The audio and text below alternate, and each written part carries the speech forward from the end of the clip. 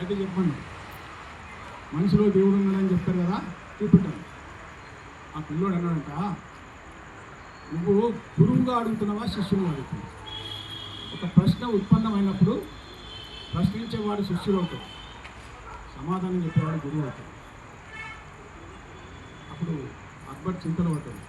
సరే శిష్యునిగానే అడుగుతుందని చెప్పాను. నీ అంత బత్తమేసి నేను చూడలేదన్నాడు. ఒక్కసారి అంత పెద్ద మాట అనేసాడు. వాడికి చాలా కోపం వచ్చేసింది అబ్బాయి మీద. వెంటనే ఆయన బాడీ గార్డ్స్ ఉంటారు కదా, ఒక్కసారి కత్తులు అలా బయటకు వచ్చాయండి. సరే ఏం చేయాలి? గురువును కింద నిలబెట్టి నువ్వు పైన కూర్చొని మాట్లాడతావా? గురువును ఆసనం మీద కూర్చోబెట్టి ఆ తర్వాతనే మిగతా పని. సరే ఆసనం వేసే అబ్బాయి కూర్చున్నాడు. చెప్పమన్నాడు, మర్యాద తెలియదా నీకు? గురువు ముందు మర్యాద చేయాలి. మర్యాద చేసినాక అడగలేదండి. అది పద్ధతి, అది మన ఆచారం.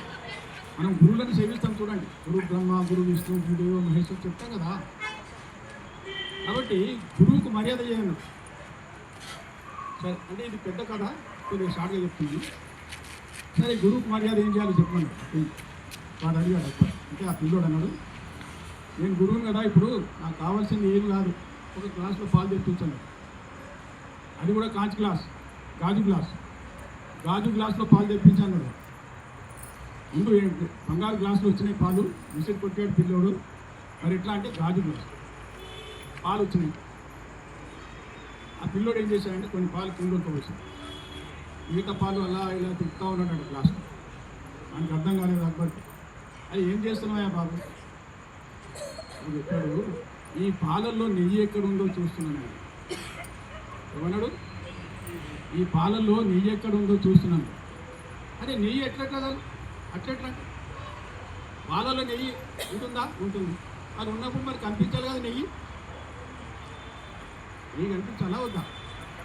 మరి ఎట్లా కనిపించాలి? పాలను వేడి చేయాలి. నువ్వే చెప్పు.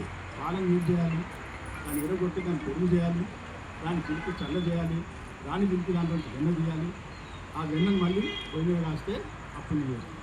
అంతే కదా. మానవుడు అనేవాడు తనలో ఉన్నటువంటి కర్మశాలన్నింటిని దూరం చేయాలి. తపస్సు, యోగం, సాధన ఇవన్నీ చేయాలి. తనను తాను ఉద్ధరించుకోవాలి. అప్పుడే చంద్రులాగా మనిషిలో నుంచి దేవుడు అలా ఒక్కసారిగా బయటకొస్తాడు. మొత్తం కరతాల పండుతో ఆ సమాజం. కాబట్టి ఏ మతం కూడా చెప్పదు, మనొక హిందూ మతమే చెప్తుంది. ఇది హిందూ మతం కాదు, ఇది సనాతన మతం. ఇది ఈ హిందూ మతమే చెప్తుంది, దేహో దేవాలయ ప్రోక్త జీవో దేవో సనాతన. దేహంలో పరమాత్మ ఉన్నాడు అని చెప్పేది, మనలోనే పరమాత్మను గమనించమని చెప్పేది మన హిందూ ధర్మం. తర్వాత ఆదివాసి కవి అనే కవి ఉండేవాడు. ఆ కవి ఆదివాసి భాషలో రామాయణం రాశాడు. ఆ రామాయణంలో ఏం రాశారు జాగ్రత్త వినాలి మీరు అందరూ, చాలా మంచి విషయం ఇది. శ్రీరామ లక్ష్మణులు సీతమ్మని అలా వెతుకుతూ అడవిలో వెళ్తున్నారు. ఎక్కడికి వెళ్ళారు? శబరి దగ్గరికి వెళ్ళారు.